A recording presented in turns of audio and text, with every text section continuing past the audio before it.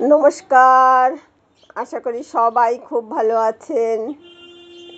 আজকে আবার একটা নতুন ভিডিও নিয়ে নূপুর চন্দ চ্যানেলে চলে এলাম। আজকে টপিক হলো হীনমন্যতা। হীনমন্যতা এমন একটা জিনিস, আপনি যদি হীনমন্যতায় ভোগেন তাহলে আপনি জীবনে কিছু করতে পারবেন না। সবার পিছনে আপনার থাকতে ইচ্ছে করবে, বেশি লোকের সামনে আপনার যেতে ইচ্ছে করবে না। সব সময় মনে হবে আপনি এটা পারবেন না, ও এটা করে এগিয়ে যাবে, কি হবে এই কম্পিটিটিভ পরীক্ষাটা দিয়ে, আমি তো পারবো না, বা কি হবে এইটা করে, আমি পারবো না, ও আমার থেকে এগিয়ে যাবে। এই জিনিসটাই হচ্ছে হীনমন্যতা। এই হীনমন্যতায় একেবারেই ভুগবেন না।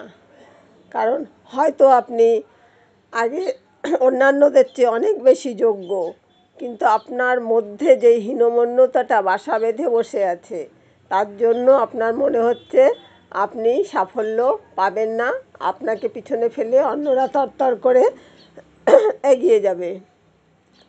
বুদ্ধিমত্তার দিক থেকে আপনি হয়তো কারোর সঙ্গে নিজেকে তুলনা করতে গিয়ে দেখলেন যে আপনিও তার মতো তীক্ষ্ণ বুদ্ধিসম্পন্ন।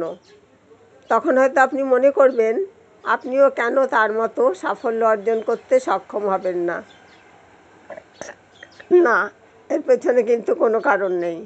প্রথমে নিজেকে বিচার করুন, তারপর অপর সকলের।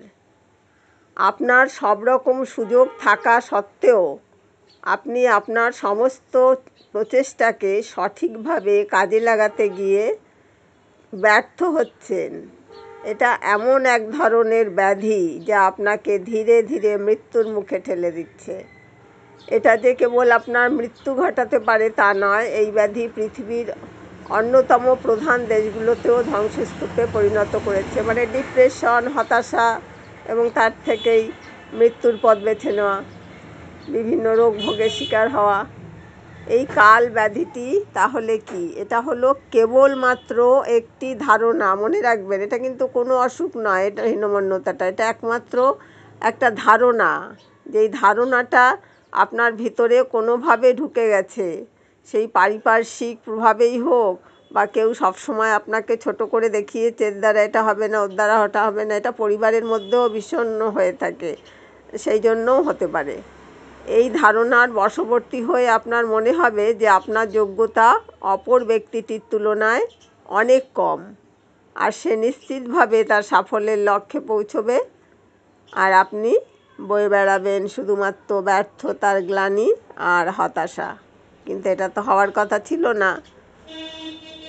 যুদ্ধরত কোনো ব্যক্তির মনে যদি এ ধরনের চিন্তা পুষ্ট হতে থাকে, তাহলে তার পরাজয় সুনিশ্চিত।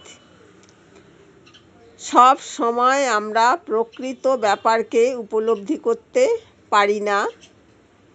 আমরা অজ্ঞতার অন্ধকারেই বাস করি।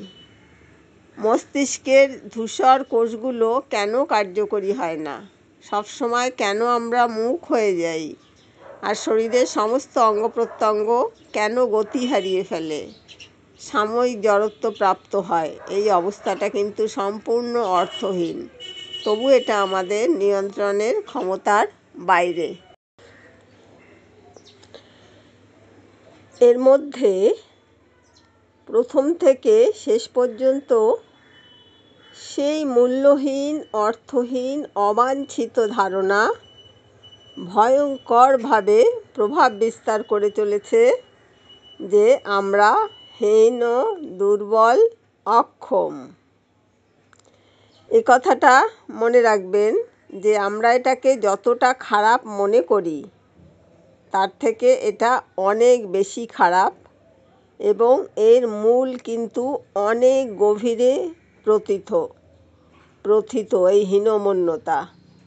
কারণ এটা পরিবার, প্রতিবেশী, বন্ধুবান্ধব বিভিন্ন সময় বিভিন্নভাবে কম্পেয়ার করে, ও তোর থেকে ভালো, ও তোর থেকে এগিয়ে গেল, তোর জীবনে কিছু হবে না, এইগুলো যারা অনবরত শুনতে থাকে ছোটোর থেকে, তার মনের গভীরেই এই বিশ্বাসটা জন্মে যায় যে আমার দ্বারা কিছু হবে না, এবং তার থেকেই সে হীনমন্যতায় ভোগে, আমি বোধহয় সবার থেকে পিছিয়ে। যে ধারণা আমাদের দুর্বল করে দিয়ে জড় নিষ্ক্রিয় করে তুলছে, তার পিছনে কিন্তু কাজ করে চলেছে মারাত্মক ক্ষতিকর এক ভয়ের অনুভূতি। এটা কিন্তু ভীষণ ভীষণ ইম্পর্টেন্ট একটি কথা। ভালো করে এই কথাটা অনুধাবন করুন। এই অনুভূতি আমাদের সকলের মধ্যে কম বেশি কাজ করে চলেছে।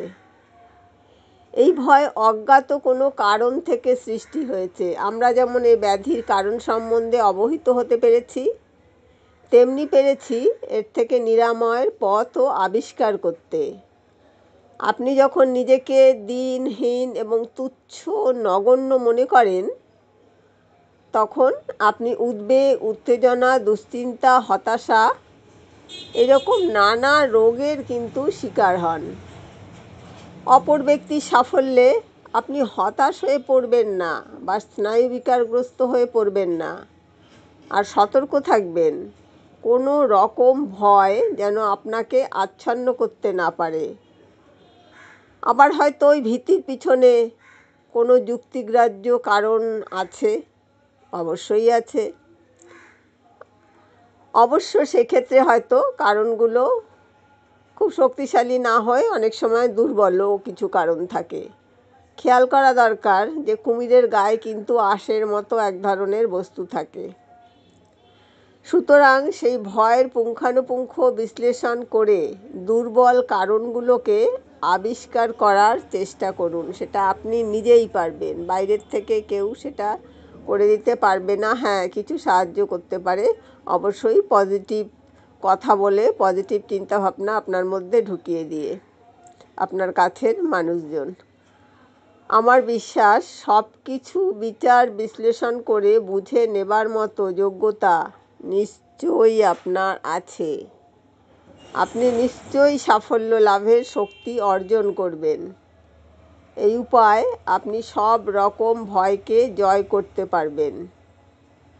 পারেন এই হীনতা, দুর্বলতার অনুভূতি ও ব্যর্থতা আর হতাশার গ্লানিকে জয় করতে।